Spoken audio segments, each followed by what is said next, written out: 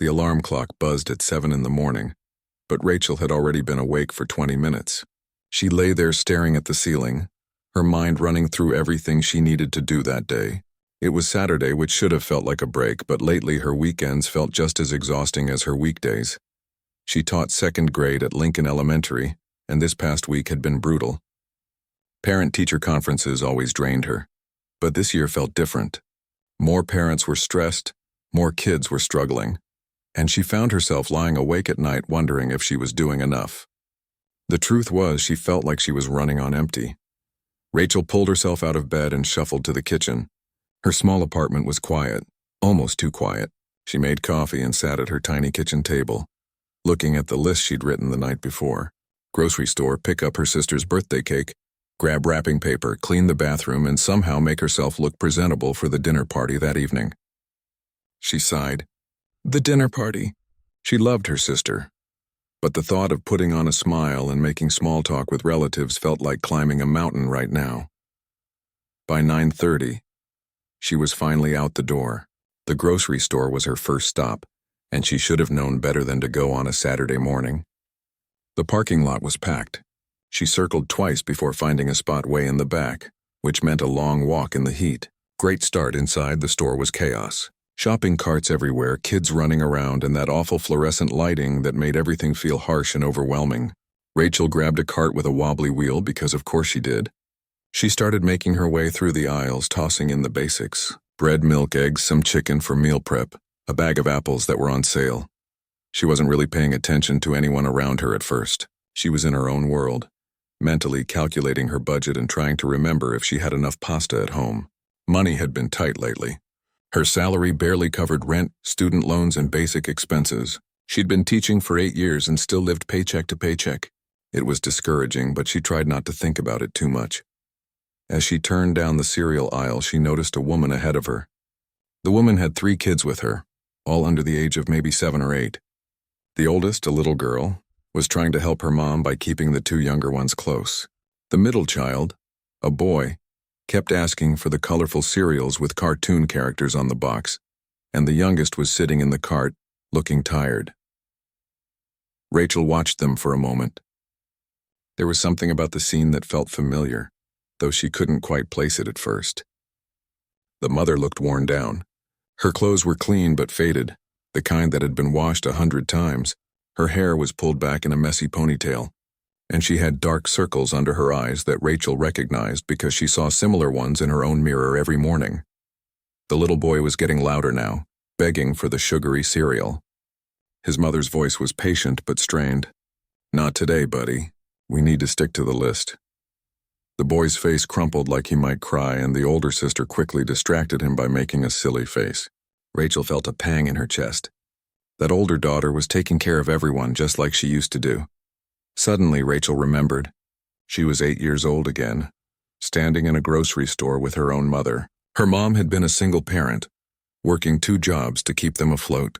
Rachel remembered being that older kid, the one who helped, who understood without being told that money was tight, who never asked for the extra things. She remembered the weight of it, wanting to help but not knowing how. Rachel shook her head, pulling herself back to the present. She continued shopping, but she kept noticing the woman and her kids. They were always a few aisles away, and every time Rachel saw them, the mother looked more stressed.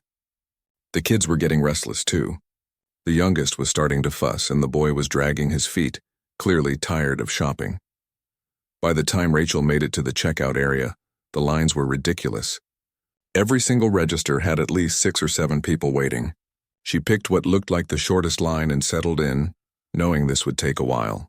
She pulled out her phone and started scrolling mindlessly, not really looking at anything, just killing time. Then she heard a familiar voice ahead. Can you guys please just be patient? We're almost done. It was the mother with the 3 kids. They were 2 people ahead of Rachel in line. The children were clearly at their limit. The youngest was whimpering.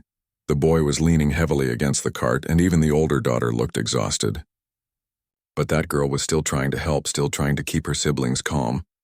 Rachel watched as they moved up in line. The mother was unloading her cart onto the conveyor belt, and Rachel could see what she was buying. Nothing fancy. Store brand everything. Rice, beans, pasta, canned vegetables, a loaf of cheap white bread, peanut butter, a gallon of milk, some chicken that was marked down because it was close to the sell-by date. No cookies, no chips, no treats for the kids who had been so patient. Just the absolute basics. The other people in line were getting impatient. Someone behind Rachel sighed loudly. A man in front of the family was tapping his foot and checking his watch repeatedly. Nobody seemed to notice or care that this mother was doing her best. That these kids were being as good as they could be. That this was hard. The cashier, a teenage girl who looked bored out of her mind, started scanning items. The mother was organizing her reusable bags, that older daughter still helping, trying to keep the younger two calm. The total started climbing on the screen. $20, $30, $40, $50. The mother was watching it too, Rachel noticed. She was keeping a mental count, her face tight with concentration. Finally, the cashier announced the total, $73.18. The mother pulled out her wallet and handed over a card. Rachel saw her take a deep breath like she was hoping, praying this would work. The cashier swiped it. There was a pause. That awful pause where everyone waits for the machine to make a decision. Then the dreaded beep. Declined. Rachel watched the color drain from the woman's face. The mother's hands shook slightly as she pulled out another card. "Sorry, let me try this one," she said quietly, her voice barely above a whisper. The kids didn't fully understand what was happening, but they sensed their mother's stress. The older daughter reached out and touched her mom's arm, a gesture so small but so full of love that Rachel felt tears prick her eyes. The cashier swiped the second card. Another pause. Another beep. Declined. The woman's face flushed red now, embarrassment flooding her features. "I'm so sorry," she stammered. I thought," her voice cracked. The people in line were definitely paying attention now, and not in a kind way. More sighs, more foot tapping. Someone muttered something under their breath. The mother looked at her groceries, then at her children, then back at the cashier. "Okay," she said, her voice steadier now, but Rachel could hear the barely controlled emotion underneath. Let me put some things back." She started pulling items from the bags. First went the chicken, the one bit of protein she'd gotten, then the fresh apples, then the peanut butter. Her hands were shaking more now. The little boy didn't understand. "Mommy, why are you putting the food back?" The mother didn't answer, couldn't answer. She just kept removing items, her jaw clenched, trying so hard not to cry in front of her babies and all these strangers. The older daughter understood, though. Rachel saw it in the girl's eyes, that terrible moment when a child realizes their parent can't give them what they need. It was a look Rachel remembered from her own childhood, and it broke her heart all over again. That's when something inside Rachel just snapped. Not in an angry way, but in a clear, decisive way. She didn't think about her own tight budget or the student loan payment due next week. She didn't calculate whether she could afford it. She just moved. Rachel stepped forward, her heart pounding in her chest. She wasn't usually the type to insert herself into situations. She was quiet, kept to herself, avoided confrontation. But something about this moment felt different. Maybe it was seeing herself in that little girl. Maybe it was remembering all the times her own mother had stood at a register, hoping and praying there was enough money. Maybe it was just that she couldn't stand to watch another second of this woman's dignity being stripped away in front of her children and a store full of strangers. "Excuse me," Rachel said, her voice coming out stronger than she felt. The cashier looked up, clearly relieved that someone else was speaking. The mother turned, her eyes red-rimmed, clutching a can of vegetables she was about to put back. "Add her groceries to mine," Rachel said. "All of them. The ones she's putting back, too." For a moment, nobody moved. The mother just stared at her, not comprehending. The cashier blinked. "Wait, what?" the teenager asked. Rachel pulled out her own wallet, her hands steadier now that she'd committed to this. "Her groceries," she repeated. "Ring them all up with mine. I'm paying for them." The mother's mouth opened, but no sound came out at first. Then she found her voice. "No," she said quickly, shaking her head. "No, you don't have to do that. I can't let you do that." She was already putting the chicken back in the bag, trying to refuse. "Really, it's okay. We'll be fine. I'll just take what I can afford and—" "Please," Rachel interrupted gently. She took a step closer, looking the woman in the eye. "Let me do this, please." There was something in Rachel's voice, a sincerity that made the mother pause. They stood there for a moment, these two women who didn't know each other, connected by something neither of them could quite name. The mother's eyes filled with tears. "I can't," she whispered. "I can't accept this. It's too much. I don't even know you." Her pride was fighting against her need, and Rachel recognized that battle too. She'd seen it in her own mother's face years ago, when their neighbor had shown up with bags of groceries, pretending they'd accidentally bought too much. Rachel reached out and gently touched the woman's arm. "Someone helped my mom once," she said quietly, just loud enough for the mother to hear. "When I was about her age." She nodded toward the older daughter. "We were in a store just like this. My mom's card declined just like yours, and a stranger stepped in. I never forgot it." She never forgot it. Rachel paused, swallowing hard. "So please, let me pass it on. Let me be that person for your kids today." The mother's face crumpled. Tears spilled down her cheeks, and she covered her mouth with her hand, trying to hold back a sob. The oldest daughter wrapped her arms around her mother's waist. The little boy looked confused, and the youngest had stopped fussing, sensing something important was happening even if she couldn't understand what. "Okay," the mother finally whispered. "Okay, thank you. Thank you so much." She kept saying it over and over. "Thank you. I'm sorry. Thank you." Rachel squeezed her arm gently and turned back to the cashier. "Ring it all up," she said. The teenager, who suddenly didn't look bored anymore, nodded and started scanning the items the mother had tried to return.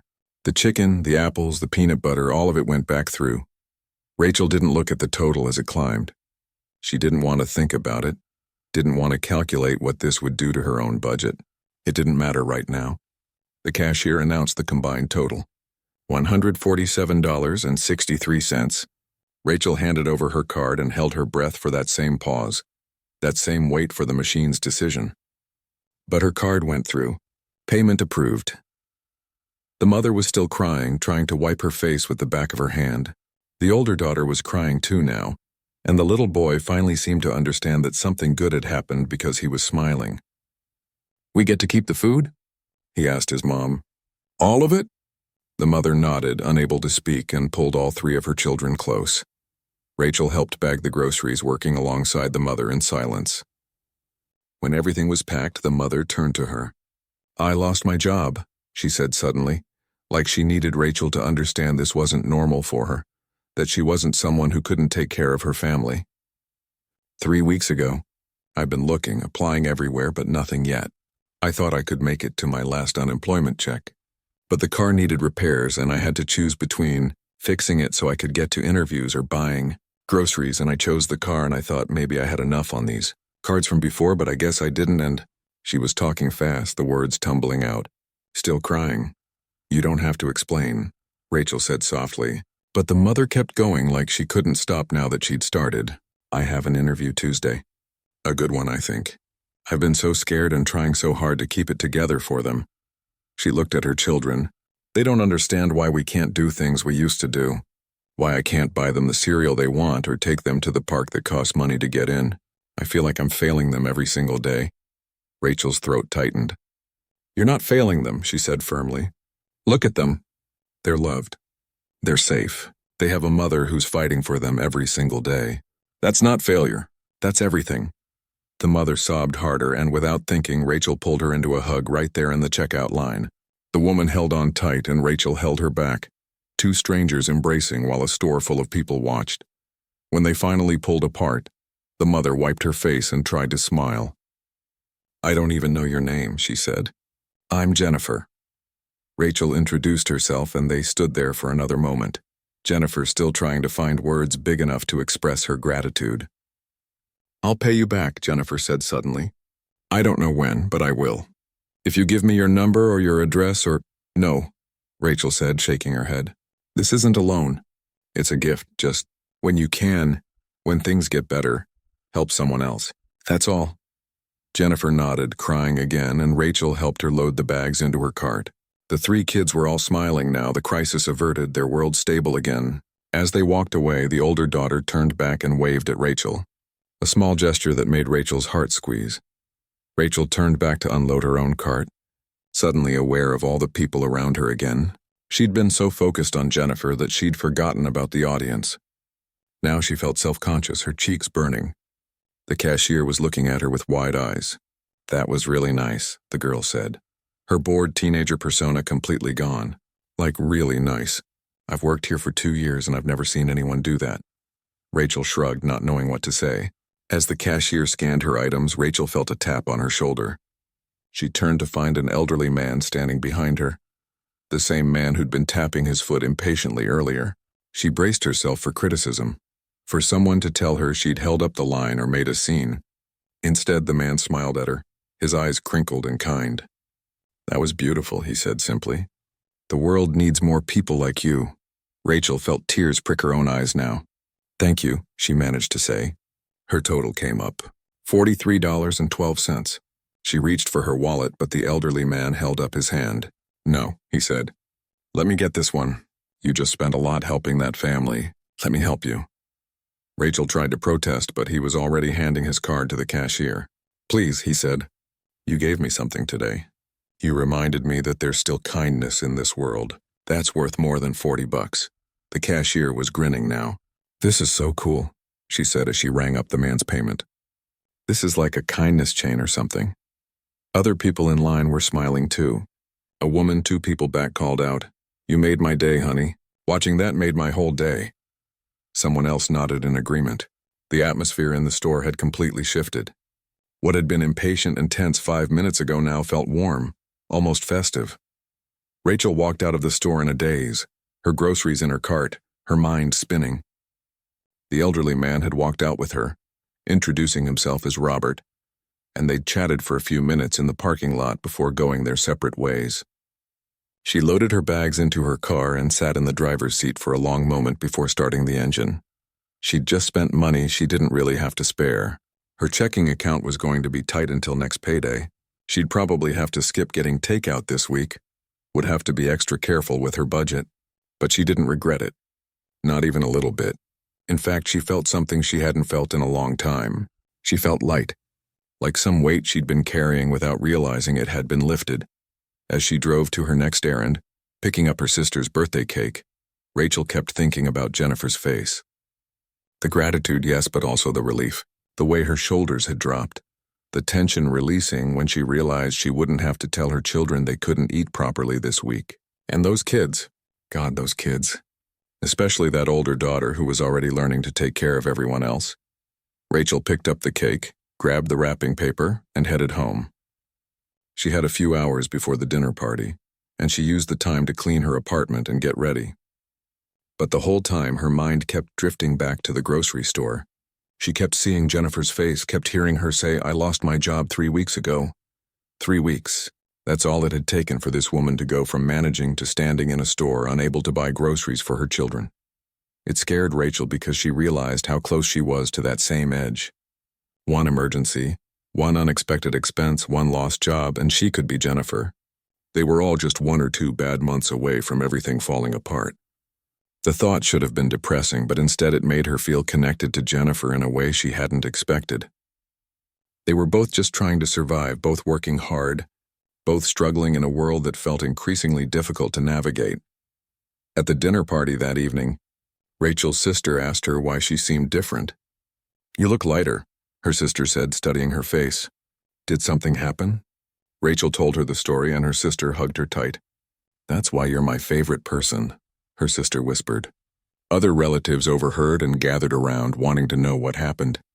Rachel told the story again, playing it down, but her sister's husband shook his head. "Don't minimize it," he said. "That took guts. Most people would have looked away." Would they have, though? Rachel wasn't so sure. She thought about the elderly man who'd paid for her groceries, the cashier, whose whole attitude had changed, the people in line who'd smiled and offered encouragement. Maybe people were kinder than everyone gave them credit for. Maybe they just needed someone to go first, to show them it was okay to step up, to care about strangers. That night, lying in bed, Rachel couldn't sleep, not because she was anxious or stressed like usual, but because her mind was too busy. She kept replaying the day, thinking about those small moments of connection. Jennifer's hug, the elderly man's smile, that little girl's wave. She'd started the day feeling empty and exhausted, and she was ending it feeling full, alive in a way she hadn't felt in months. She checked her bank account on her phone, wincing at the number. Yeah, it was going to be tight, but she'd make it work. She always did. And somehow, seeing that number didn't stress her out as much as it usually did, because she'd done something that mattered today. She'd helped someone who needed it, and in doing so, she'd helped herself too. She just didn't know yet how much that single moment was about to change her life. The weeks after the grocery store incident passed in their usual blur of lesson plans, grading papers and trying to make her small paycheck stretch far enough. Rachel thought about Jennifer sometimes, wondering if she'd gotten that job she'd mentioned, hoping those kids were doing okay. But mostly, life just went on the way it always did, except something had shifted inside Rachel, something subtle but real. She found herself noticing people more. The tired mom at the coffee shop trying to juggle her laptop and keep her toddler entertained. The older gentleman at the library who came in every day because Rachel suspected he was lonely. The teenage boy who worked at the convenience store near her apartment, always polite even when customers weren't. She'd walked through the world half asleep for so long, focused only on her own struggles, but now she saw people, really saw them. She started small, buying an extra coffee for the custodian at her school who was always there early, leaving a bigger tip than she could afford when a server looked like they were having a rough day. Helping a neighbor carry groceries up the stairs. Nothing dramatic, nothing that would change the world, but little things that might make someone's day a bit easier. And every time she did something kind, she felt that same lightness she'd felt in the grocery store. It was addictive, that feeling. Better than any therapy or self-help book she'd ever tried. Her co-workers noticed the change too. "You seem happier," her teaching partner commented one afternoon as they cleaned up their classrooms.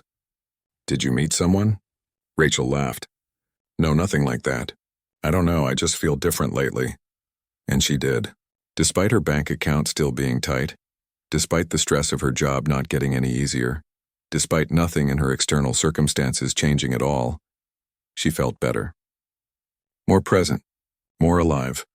Then came the meeting that changed everything. It was a Thursday afternoon, 3 weeks after the grocery store, and Rachel was called into the principal's office along with several other teachers. She walked in with a knot in her stomach, the way everyone does when they get summoned to the boss's office unexpectedly.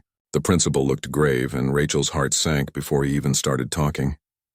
Budget cuts. Major ones. The district was facing a significant shortfall, and they had to eliminate several positions. Rachel felt the words hit her like physical blows as the principal explained. Her position was one of them. They were so sorry. They valued her work, but the decision had come from higher up. She'd finish out the school year, which meant she had about 2 months left, and then she'd be unemployed.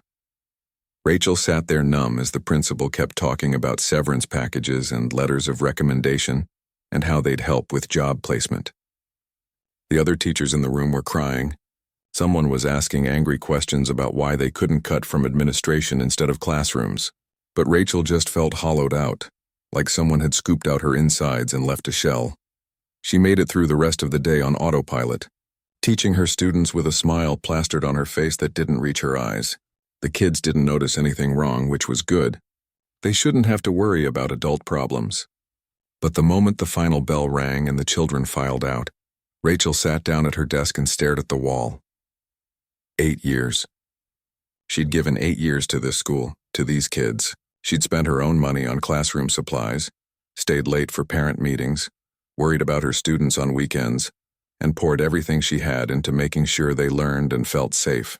And now it was just over, not because she'd done anything wrong, but because of numbers on a spreadsheet somewhere. Decisions made by people who'd never met her or her students.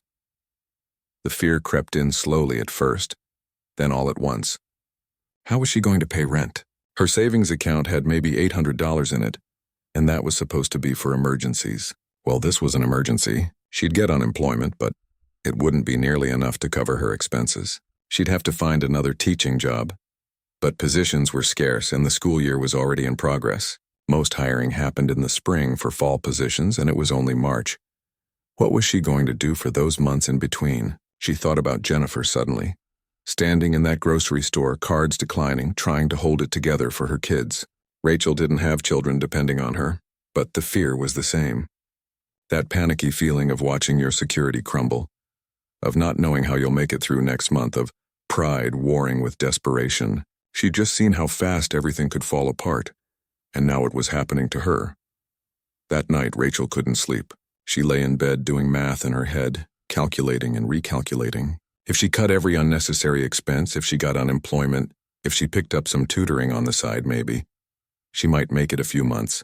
But that was assuming nothing else went wrong. No car repairs, no medical emergencies, no unexpected bills. She'd be living on the edge of a cliff, one strong wind away from falling. The next few days were a fog. She went through the motions at work, but her heart wasn't in it the way it usually was. How could she focus on teaching when her whole future was imploding? The other teachers who'd been cut were in the same boat, sharing their fears and anger in hushed conversations during lunch breaks. Some of them had spouses with good jobs and would be okay. Some were already planning to leave teaching entirely, burnt out and done with a system that didn't value them. Rachel updated her resume, started searching job listings online, sent out applications to schools in neighboring districts. She tried to stay positive, to believe something would work out. But the anxiety was constant now, a weight in her chest that never went away. She'd wake up at 3 in the morning, heart racing, mind spinning with worst-case scenarios. She stopped buying coffee, started meal prepping the cheapest foods she could find, canceled a streaming service she barely watched anyway. Every dollar mattered now. A week after getting the news, Rachel dragged herself to the grocery store after work. She needed basics, and she'd made a strict list, determined not to buy anything extra. As she walked through the parking lot, head down and shoulders hunched under the weight of her worries, she heard someone call her name. Rachel? She looked up, startled, and saw a woman waving at her from across the lot. It took her a moment to place the face, but then she recognized her. Jennifer, the mother from the grocery store, the one whose groceries Rachel had paid for. Jennifer was smiling wide, walking toward her quickly, and Rachel felt her own face automatically arranging itself into a smile, even though she felt like crying. "Oh my gosh, I can't believe I ran into you," Jennifer said, reaching her. "I've been hoping I'd see you again. I wanted to thank you properly, and I wanted you to know." She paused, her eyes bright. "I got the job. That interview I mentioned? I got it. I started 2 weeks ago, and it's good, Rachel. Really good. Better pay than my old job, better hours. We're going to be okay." She laughed, the sound full of relief and joy. "We're going to be okay, and it's partly because of you. Because you gave me hope when I was at my absolute lowest. You reminded me that good things could still happen." Rachel tried to smile wider, tried to share Jennifer's joy, but something in her face must have given her away because Jennifer's smile faded into concern. "Are you okay?" she asked, her voice gentler now. "You look—" "I'm fine," Rachel said automatically, but her voice cracked on the word. She felt tears building behind her eyes and tried to blink them back, but it was too late. Jennifer saw. "Hey," Jennifer said softly, reaching out to touch Rachel's arm the same way Rachel had touched hers that day. "What's wrong? What happened?" And somehow, standing in a grocery store parking lot with a woman she barely knew, Rachel found herself spilling everything. The job loss, the fear, the panic about how she'd survive, the exhaustion of trying to hold it together. Jennifer listened without interrupting, nodding occasionally, her face full of empathy. When Rachel finally ran out of words, she felt embarrassed. "I'm sorry," she said, wiping her eyes. "I didn't mean to dump all that on you. You're celebrating good news, and here I am." "Stop," Jennifer said firmly. "Don't apologize. Life is hard. Things fall apart sometimes. You were there for me when I was falling. Apart, remember?" She paused, thinking, and then her face lit up. "Wait, what do you do? You said you're a teacher, right?" Rachel nodded. "What grade? What subjects?" "Second grade," Rachel said. "I teach all subjects at that level. Reading, math, basic science, and social studies. Why?" Jennifer's eyes were sparkling now with excitement. "The job I got," she said. "I'm working for a private tutoring company. They work with kids who are struggling in school, offer one-on-one support. And Rachel, they're hiring. I know because my supervisor was literally just saying yesterday that they need more tutors, especially for elementary kids. The company's growing fast and they can't keep up with demand." Rachel's heart started beating faster. "Are they really hiring? Like seriously? Not just posting positions they never fill?" "Seriously hiring," Jennifer confirmed. "And here's the thing. It pays more than public school teaching. Better hours too. You set your own schedule mostly. Work with kids one-on-one or in small groups. Some of it's in person, some of it's online. It's actually a really good setup." She pulled out her phone. "Give me your number." I'll text you the information and I'll put in a good word for you with my boss. I can't guarantee anything, but I know they need people. And if you're as good with kids as you were kind to me that day, you'd be perfect for it." Rachel gave her number with shaking hands. This felt surreal, like the universe was playing some kind of cosmic joke. Here she was at her lowest point, and the person she'd helped was offering her a lifeline. Jennifer typed quickly on her phone, "I'm sending you my supervisor's email and the company website. Mention my name when you apply. I'll email her tonight too, tell her about you." She looked up at Rachel, her expression serious now. "That day at the store, you told me to help someone else when I could. You said to pass it on. Well, here I am passing it on. Let me help you the way you helped me." Rachel felt tears streaming down her face again, but these were different tears. "I don't know what to say," she whispered. Jennifer pulled her into a hug right there in the parking lot, the same way Rachel had hugged her weeks before. "Say you'll apply," Jennifer said. "Say you'll let me help. Say you'll believe that things can get better because they can. I'm proof of that. You're proof of that too, even if you don't see it yet." They talked for a few more minutes, Jennifer giving her more details about the company, what the work was like, what the interview process involved. By the time they parted ways, Rachel felt lighter than she had in days. Not completely unburdened. She still had all the same problems she'd had 20 minutes ago, but hopeful. Actually hopeful. She went into the grocery store and did her shopping, but she barely remembered what she put in her cart. Her mind was racing with possibilities. Could this really work out? Could a random encounter in a parking lot actually lead to a new job? It seemed too good to be true, too perfectly timed to be real. But Jennifer had been genuine, Rachel could tell. And even if nothing came of it, at least she had something to hold on to, some reason to believe things might work out. That evening, Rachel sat at her laptop and carefully filled out the application on the tutoring company's website. She wrote a cover letter explaining her teaching experience, her passion for helping struggling students, her ability to connect with kids and make learning engaging. She attached her resume and hit submit before she could second-guess herself. Then she sent a separate email to Jennifer's supervisor, mentioning Jennifer by name and explaining how they'd met. She didn't tell the full grocery store story. That felt too personal, too much like she was trying to get sympathy points. She just said that Jennifer had spoken highly of the company and encouraged her to apply. Professional, straightforward, nothing too desperate, even though she felt desperate. After sending the emails, Rachel sat back and took a deep breath. Maybe nothing would come of this. Maybe they'd already filled the positions. Maybe she wasn't what they were looking for. But she'd done what she could, and somehow just the act of taking action made her feel better. She wasn't just lying awake at night panicking anymore. She was trying. She was fighting. She was moving forward even if she couldn't see where the path led. 2 days passed with no response, and Rachel tried not to check her email every 5 minutes, but she couldn't help it. Every time her phone buzzed, her heart jumped. But it was always just spam or school emails or her sister sending her memes trying to cheer her up. By the 3rd day, Rachel started telling herself it wasn't going to happen. They probably got hundreds of applications. Jennifer's recommendation probably didn't mean as much as she'd hoped. She needed to keep looking, keep applying to other places, not put all her eggs in this one basket. She was in the middle of teaching a math lesson, helping her 2nd graders understand addition with regrouping, when her phone vibrated in her pocket. She ignored it. She was good at that, at being present for her students even when her personal life was falling apart. But during lunch break, sitting alone in her classroom eating the peanut butter sandwich she'd packed from home, she finally checked her phone. An email. From Catherine Williams, Director of Operations at Bright Futures Tutoring. Rachel's hand shook as she opened it. The email was friendly and professional. They'd received her application and Jennifer's glowing recommendation. They were impressed with her teaching experience and would love to schedule an interview. Was she available tomorrow afternoon at 3? Rachel read it 3 times to make sure she wasn't misunderstanding. An interview. An actual interview, and so fast. She immediately typed back a response, trying to sound professional and enthusiastic but not desperate, even though desperate was exactly what she felt. Yes, 3 o'clock tomorrow would be perfect. Thank you so much for the opportunity. That night, Rachel couldn't eat dinner. Her stomach was in knots.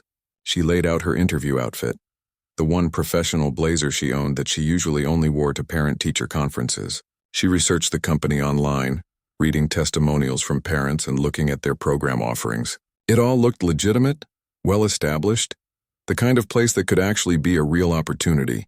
She practiced answering common interview questions in front of her bathroom mirror, trying to sound confident and capable, instead of like someone drowning in anxiety. The next day dragged on forever. Rachel taught her classes, but she kept watching the clock, counting down the hours. She'd taken a personal afternoon, told the principal she had an appointment. She didn't specify what kind. At 2:30, she left school and drove to the address listed in the email. The office was in a nice building in a business district, the kind of place that looked professional and established. Rachel sat in her car for 5 minutes, taking deep breaths, trying to calm her racing heart. She walked in exactly at 3 o'clock. The reception area was bright and welcoming, with colorful posters about learning and education on the walls. A young woman at the front desk smiled at her warmly. "You must be Rachel. Catherine's expecting you. Just have a seat for 1 minute." Rachel sat, her hands folded in her lap, and tried not to fidget. A door opened and a woman in her 40s emerged. Professional but friendly looking, with warm eyes behind stylish glasses. "Rachel, I'm Catherine. Come on back." Rachel followed her into a comfortable office. Not intimidating, not corporate and cold, just a normal office with family photos on the desk and books on the shelves. Rachel felt herself relax slightly. The interview started with the usual questions. "Tell me about your teaching background. What's your philosophy on education? What experience do you have working with struggling students?" Rachel answered honestly, finding her rhythm as she talked about her students, about the kids she'd helped over the years, about her belief that every child could learn if you just found the right approach for them. She told stories about breakthrough moments with students, about the 7-year-old who'd hated reading until she found out he loved dinosaurs, and suddenly every book about dinosaurs became fascinating. About the girl with anxiety who'd been too scared to participate in class until Rachel started letting her write her answers instead of saying them out loud. Catherine listened intently, nodding, smiling, asking follow-up questions. "Jennifer spoke very highly of you," she said at one point. "Not just your teaching abilities, but your character. She said you were kind and generous and exactly the type of person she'd want working with children." Rachel felt her cheeks flush. "She told you about the grocery store?" Catherine nodded. "She did. I hope that's okay. She wasn't gossiping, she was genuinely moved by what you did for her. And honestly, that tells me a lot about who you are." Rachel shifted in her seat. "I just did what anyone should do. She needed help and I was there." Catherine leaned forward slightly. "But most people don't help, Rachel. They look away. They tell themselves it's not their problem. You didn't do that. You saw someone struggling and you acted. That's the kind of person I want on my team." They talked more about the job itself. The tutoring sessions were usually an hour long, either in person at the center or online through video chat. Tutors could set their own schedules for the most part, picking up as many or as few sessions as they wanted. The pay was $35 per hour, significantly more than Rachel made as a teacher when she broke down her salary by hours worked. There were also opportunities for curriculum development, training new tutors, and moving into administrative roles for people who wanted more responsibility. "We're growing fast," Catherine explained. "Parents are increasingly looking for personalized support for their kids, especially after the learning disruptions of the past few years. We can barely keep up with demand. I need tutors who are skilled, yes, but also people who genuinely care about kids, people who can connect with a struggling child and make them feel seen and supported. From everything you've told me and everything Jennifer said, I think you're exactly what we need." Rachel's heart was pounding. This sounded too good. There had to be a catch. "What about benefits?" she asked, trying to think practically. "Health insurance and that kind of thing?" Catherine nodded. "After 90 days, you're eligible for our benefits package. Health, dental, vision, 401k matching. We also have professional development funds available.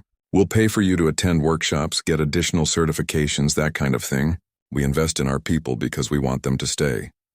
They talked for almost an hour, covering logistics and expectations and the training process. Finally, Catherine sat back in her chair and smiled. "Rachel, I'm not supposed to make offers on the spot. Our usual process involves second interviews and checking references and all that. But I'm going to level with you. I need good people and I need them now. Your teaching experience is solid. Your references from your school are excellent. Yes, I already called your principal this morning. Hope you don't mind. And Jennifer's recommendation means a lot to me because she's become one of our best tutors in just 2 weeks. So I'm offering you the job, if you want it. Rachel felt tears spring to her eyes for what felt like the 100th time in recent weeks. I want it, she said, her voice shaky. I really want it. Thank you. Thank you so much. Catherine handed her a tissue, smiling kindly. When can you start? I know you're finishing out the school year at your current position. I respect that, and we can wait. But if you're able to take on any evening or weekend sessions before then, we'd love to have you. They worked out the details. Rachel could do weekend sessions starting immediately, which would help her build up some savings before her teaching job ended. Then she'd transition to full-time over the summer. Catherine walked her through the paperwork, the background check process, the training schedule. By the time Rachel left the office an hour later, she felt like she was floating. She sat in her car in the parking lot and just breathed. A job. A real job with better pay and better hours and a path forward. She pulled out her phone and texted Jennifer. I got it. I got the job. Thank you doesn't even begin to cover what I'm feeling right now. Jennifer's response came back immediately. Just a string of celebration emojis and then, I told you things could get better. I'm so happy for you. Rachel drove home in a daze, her mind spinning with plans and possibilities. She could actually make this work. She could pay her bills, build up her savings, maybe even start thinking about things she'd put off because money was tight. But more than the financial relief, she felt something else. Purpose, excitement. The tutoring job would let her work one-on-one with kids, really dig deep and make a difference in a way that was hard to do with a classroom of 25 students. This wasn't just a job, it was actually an opportunity, a chance to do what she loved in a better environment. The next few weeks were a whirlwind. Rachel went through the training at Bright Futures, learning their methods and systems. She started taking weekend tutoring sessions, meeting kids who were struggling with reading or math, who needed someone patient and encouraging. She loved it immediately. These one-on-one sessions let her really connect with each student, figure out how they learned best, celebrate their progress in ways that felt personal and meaningful. Her first paycheck from the tutoring work came in, and Rachel stared at it, doing the math in her head.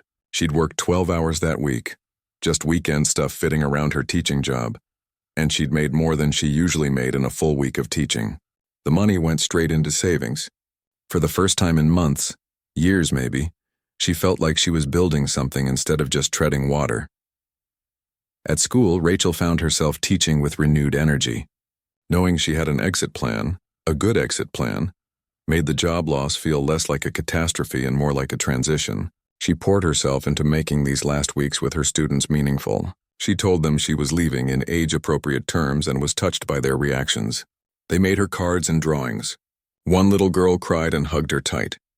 You're the best teacher I ever had, she said, and Rachel had to fight back her own tears. The other teachers who'd been cut were in different places. Some had found positions at other schools. Some were leaving education entirely, burnt out and done. But Rachel was the only one genuinely excited about what came next. You're lucky, one colleague said, not unkindly. This could have been a disaster for you, but you landed on your feet. Rachel almost told her the whole story then, about the grocery store and Jennifer and the chain of events that led to this job, but she held back. It felt too personal, too precious to share casually. She did tell her sister, though, over dinner one evening. The whole story, from the grocery store to the parking lot encounter to the interview and the job. Her sister listened with wide eyes, shaking her head in wonder. That's insane, she said. That's like something out of a movie. You helped a stranger and then that same stranger helped you when you needed it most. What are the odds? I know, Rachel said. I keep thinking about it. If I hadn't stepped up that day at the store, if I'd looked away like everyone else, if Jennifer hadn't gotten that job, if we hadn't run into each other at exactly the right time. So many things had to line up perfectly. Her sister reached across the table and squeezed her hand. Maybe that's the point, she said. Maybe kindness creates luck. You put good into the world and it came back to you. Rachel thought about that a lot in the following days. Was it just luck? Coincidence? Or was her sister right? That there was some kind of cause and effect? Some way that treating people with kindness opened doors you didn't even know existed? She didn't know. She wasn't sure it mattered. What mattered was that she'd helped someone who needed it, and then when she needed help, that same someone had been there. It felt like the universe had her back, and that was a feeling she hadn't had in a very long time. Her last day at the elementary school was bittersweet. She hugged her students, hugged her colleagues, packed up her classroom one last time. She took photos of the bulletin board she'd designed, the student work she'd displayed, the little corner where kids could go if they needed a quiet moment. 8 years of memories packed into boxes. But she wasn't sad, not really. She was grateful. Grateful for the kids she'd taught, the lessons she'd learned, the teacher she'd become, and she was ready. Ready for the next chapter, for the opportunity that had come from the most unexpected place. As she carried the last box to her car, she thought about Jennifer again, about those 3 kids in the grocery store, about how a simple act of kindness had rippled out in ways she never could have predicted. She got in her car, took one last look at the school, and drove away. Not toward an ending, but toward a beginning. And for the first time in a long time, she couldn't wait to see what came next.